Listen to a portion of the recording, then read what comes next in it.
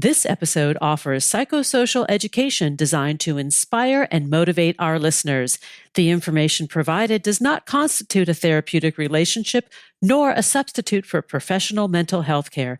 If you are experiencing a mental health crisis, call 911, go to your nearest emergency room, or for listeners in the United States, text 988 for the National Suicide and Crisis Lifeline.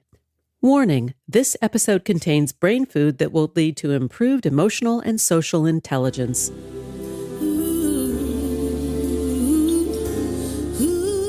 Thanks for tuning in to Harvesting Happiness today for a healthy serving of consciously prepared brain food.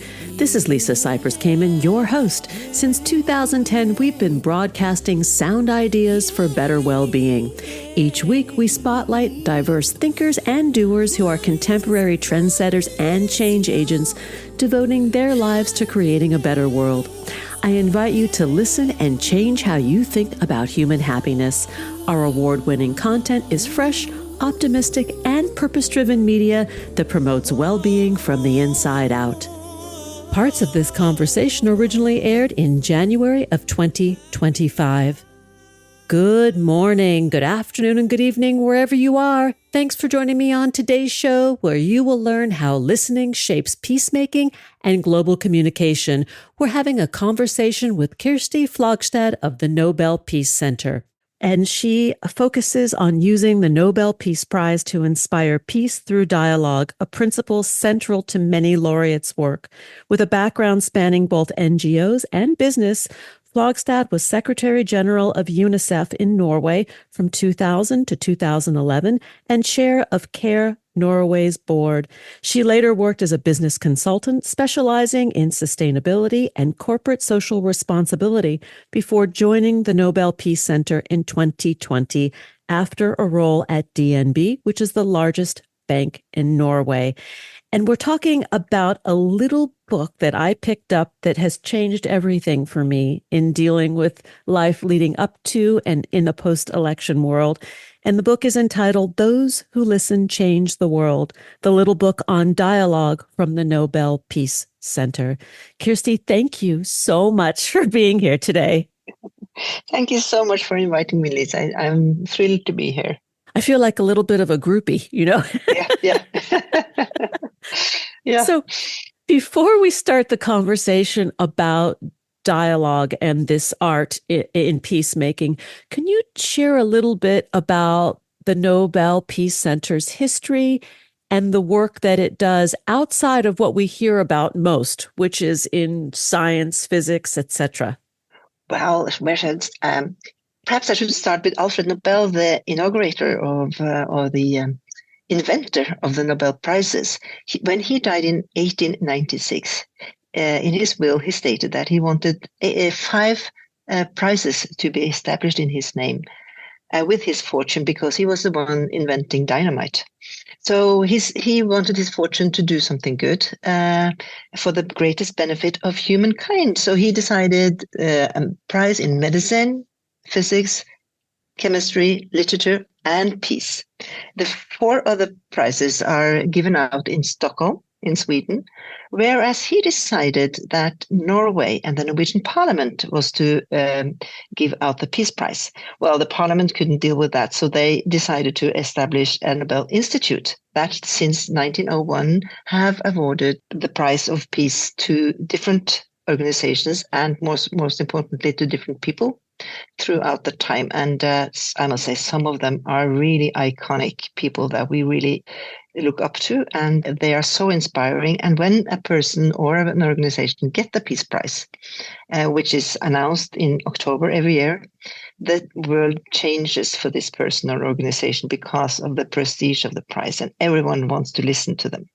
So it's an important prize with a lot of power and inspiration. And what we have been thinking then here at the Peace Center is that because we are all about talking about the Peace Prize, inspiring around the Peace Prize, and giving people the history of the Peace Prize, but we also want to be important for the future, not only looking backwards.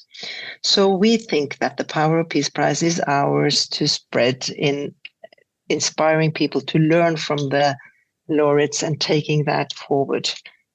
And so we do that in everything we do, that we try and kind of nudge or inspire people to see possibilities, because I think all changes start with individuals. And in our world today, with so much polarization and people not talking together, hate speeches and whatnot, we are seeing, which I think creates a lot of problems.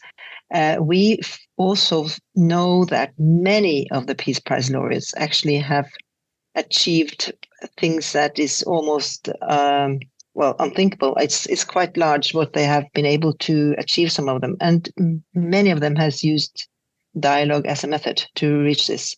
So we thought that, well, based on this insight and based on this fact, we could actually take dialogue and look into what is dialogue and what is needed, so that everyone can learn from, with inspiration from them, and we can use this to kind of perhaps change the world a little bit, because we think that is needed. So that's background for the whole project, which is so impressive. And this little book has contributions from amazing recipients of the Nobel Peace Prize, like the Dalai Lama, Betty Williams and Mairead Corrigan, Martin Luther King, Nadia Murad, Desmond Tutu, and more. And when you pick this up and you read through the book, it's so simplistic in many ways, and yet so challenging for us to do when we are angry. I think that's what comes to me when I look at what has happened in the United States and the result of the elections.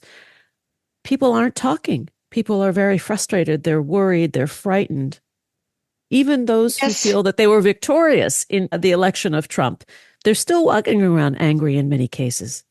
Yeah, and I'm very happy that you're saying that you find it simplistic, because that's exactly what we wanted to create. Not a 600 pages book about dialogue, but a very, very simple guide to what dialogue is all about.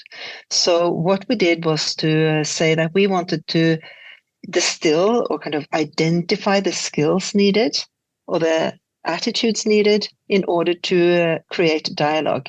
So, and then to make it quite operational or quite practical for people to understand, what does this mean and how can I go about with that?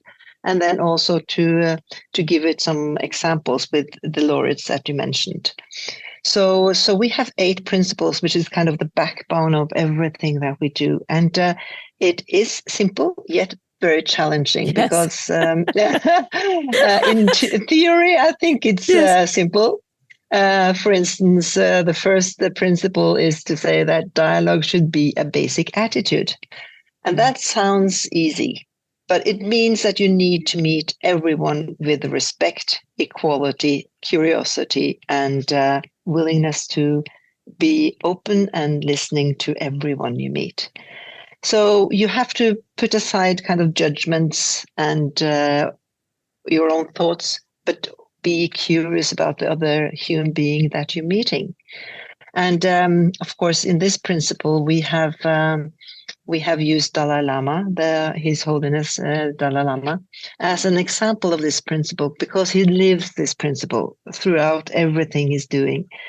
So, but actually, I think if we are aware and if we think about it and we try and embed this into our own being and our own way of meeting people, it is possible. But it takes practice and it takes a lot of awareness and willingness to change the way we're thinking about things.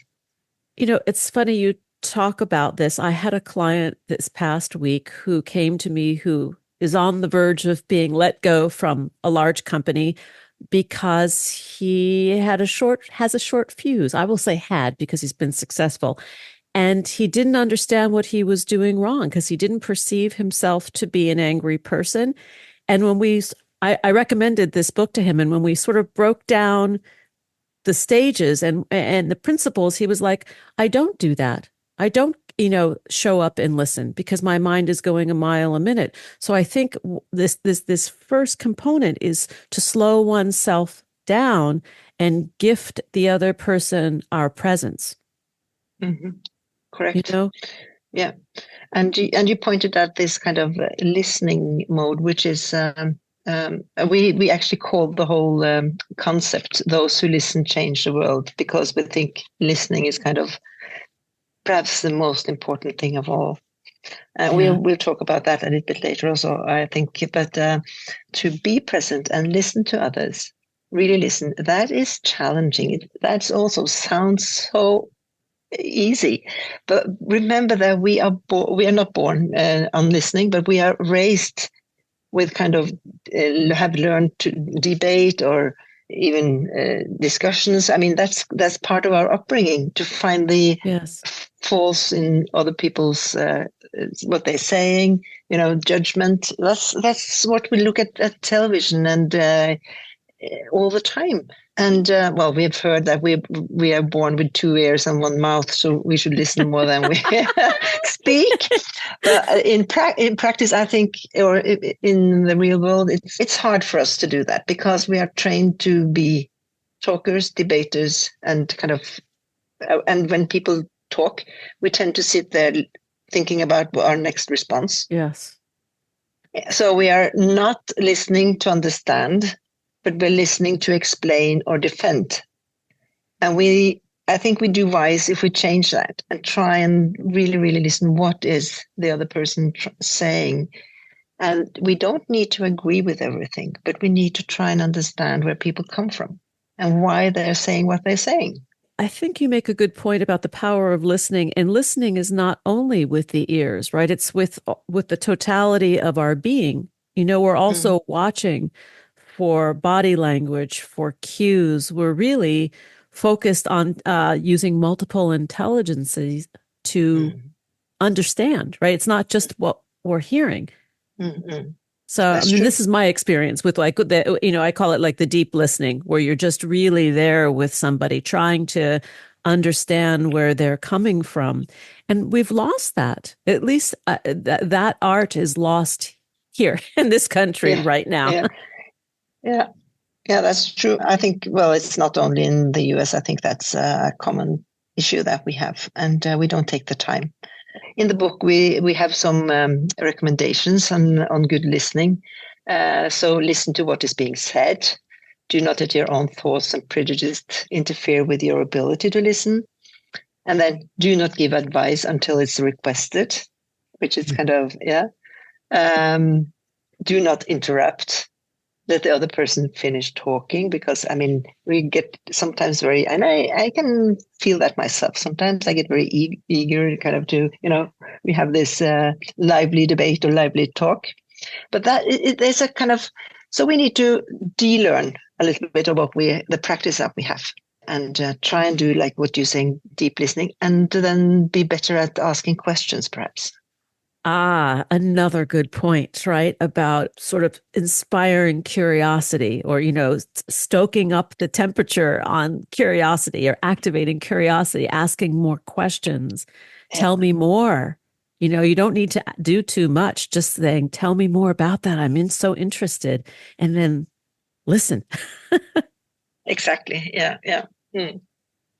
And I think that's hard because we tend to just shut off if we don't feel that the person that we're speaking with doesn't agree with us. Then, like the walls, the emotional walls come down and we tune out their perspective, which we miss so much, right? We miss so much of humanity. We miss so much of the problem solving, which ultimately is what this is about, right?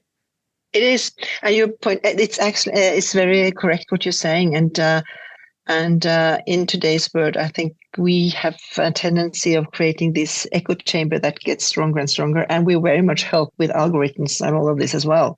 Yes. And then it's a little bit intimidating, perhaps, or frightening that people mean something else than you, because then you have to kind of revise what you're thinking. Or you have to kind of look at it, when you're listening to someone else.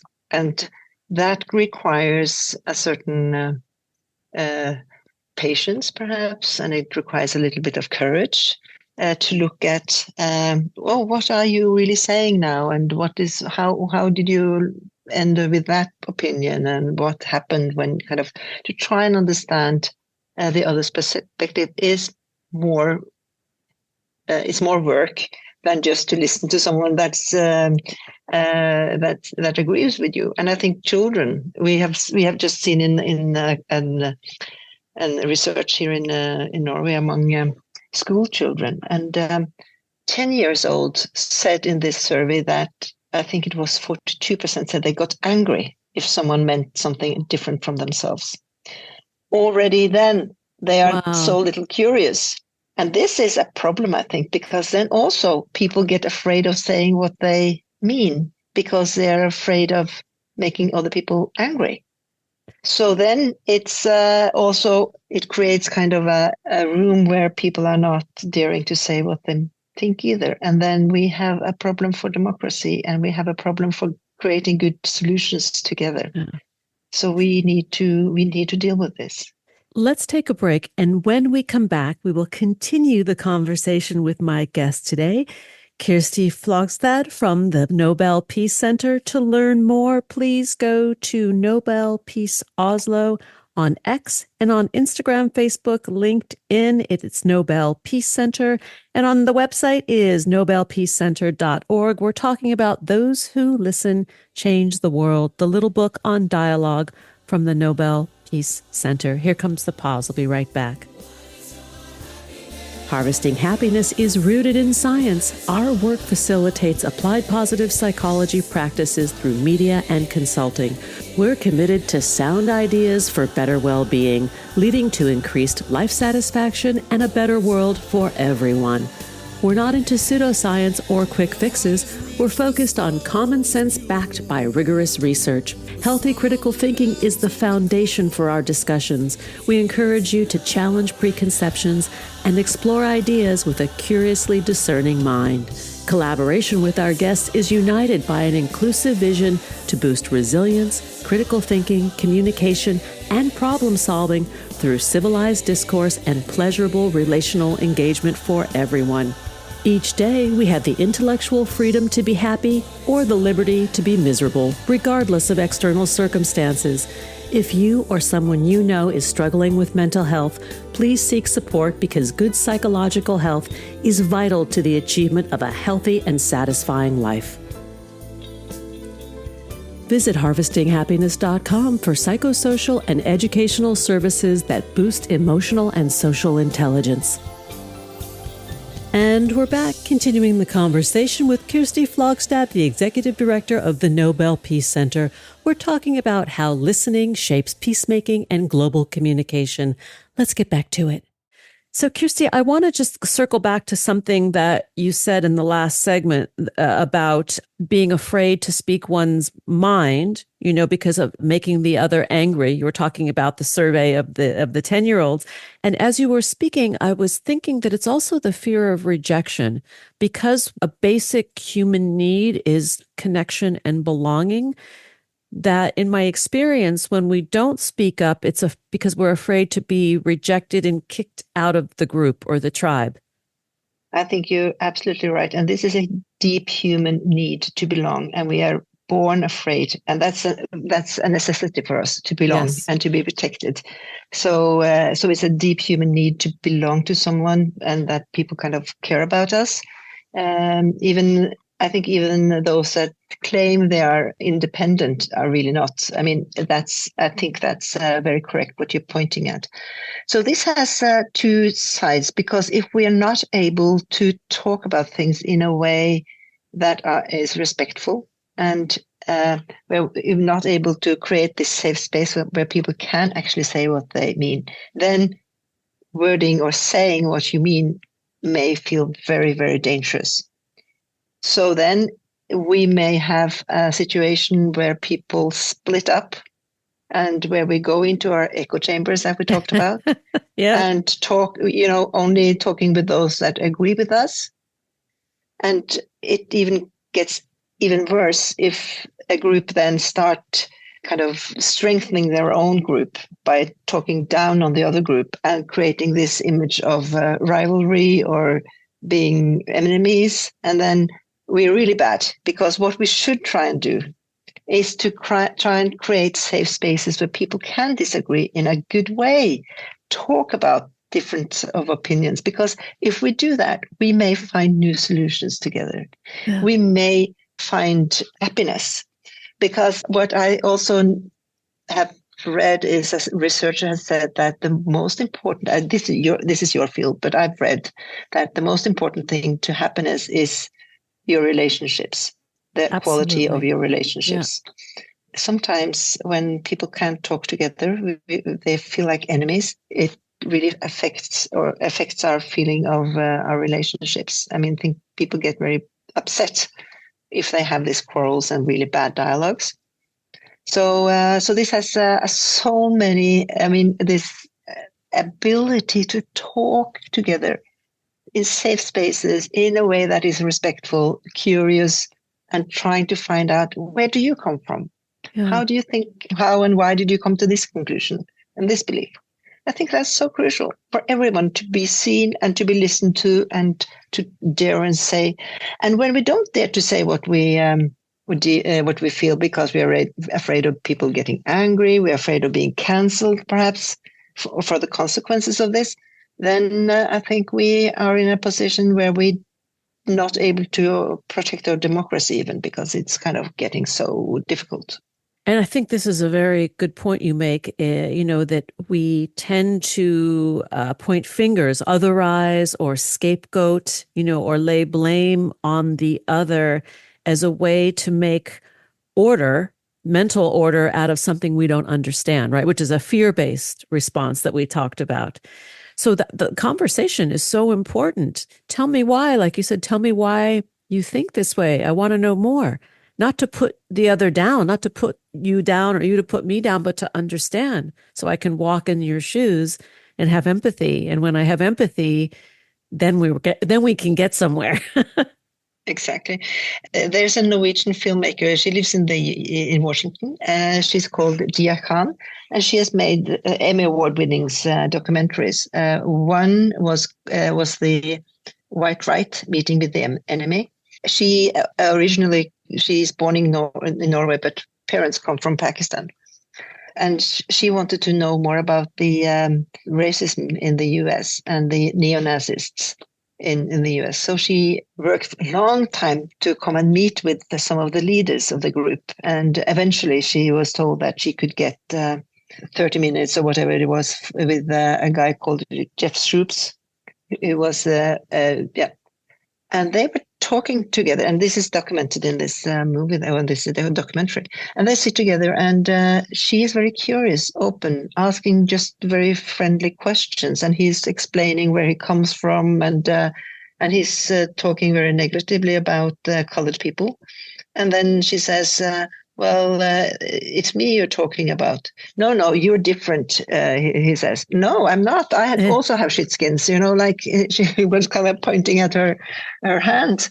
And then, so what do you mean? No, I don't mean. And then you can see that his eyes start flickering, and he gets kind of a little bit unrestful or unsettled with what he had said. Actually, this conversation and this documentary changed his mind. He decided to leave the movement. Wow. And she did not try to convince him anything. She just met him with respect, curiosity, openness, asking questions and listening to him. This is this can happen if we meet. Yes. People kind of find a different ground to meet and find different solutions, find different answers. But it won't happen if you point fingers. No. And behave as if you think people are stupid. Then they won't change. Then they won't even reconsider. They will claim to their own opinions. And I don't think anybody can blame them, right? If we feel as though we are disrespected, discounted, not seen, right? It's like you can be there in plain sight, but you're not truly being seen. It's offensive. It is. And I think that's a kind of a problem we've had with politics, that yes. People perhaps don't feel they have been seen properly and that they're not talked to and listened to. So then they feel this anger, and when then someone comes up and say that they have seen them and have solutions for them, which may not be true even, but just a sense of having been seen and listened to, I think politics can learn a lot from the book of listening. I think so too, which is why I was so excited to have you on the show, because so many of us, we are at a loss for words, which actually might be a good thing, right? Because we'll shut our mouth. Yeah,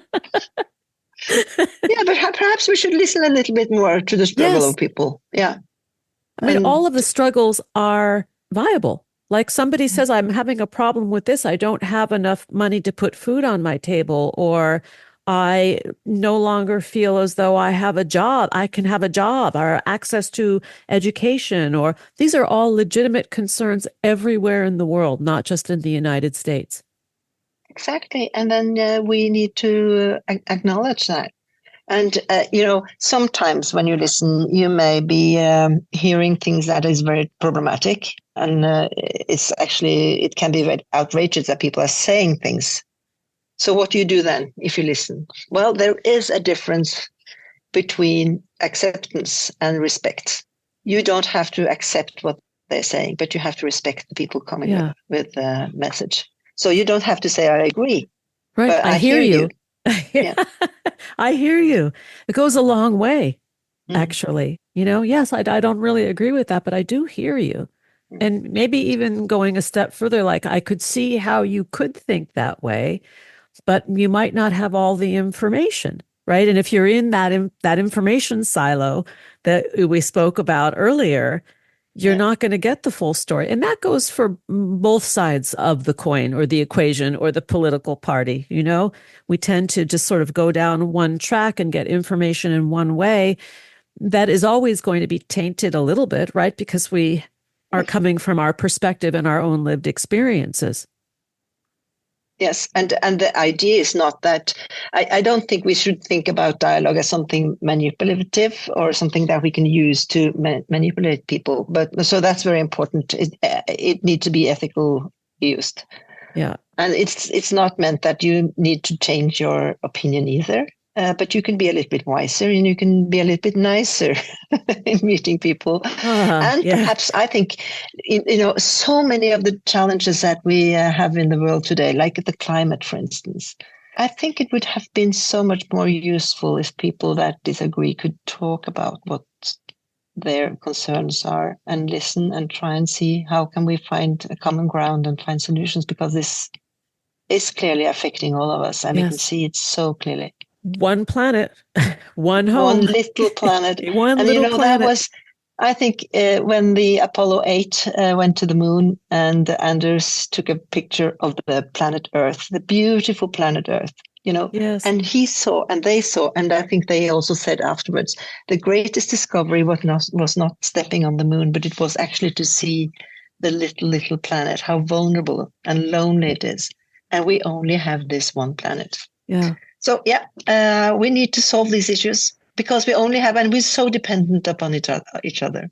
So it's, We solve it one conversation at a time and hopefully inspire people to have good, heartfelt conversations with people they might not necessarily know or even agree with. I mean, I think that's where we start.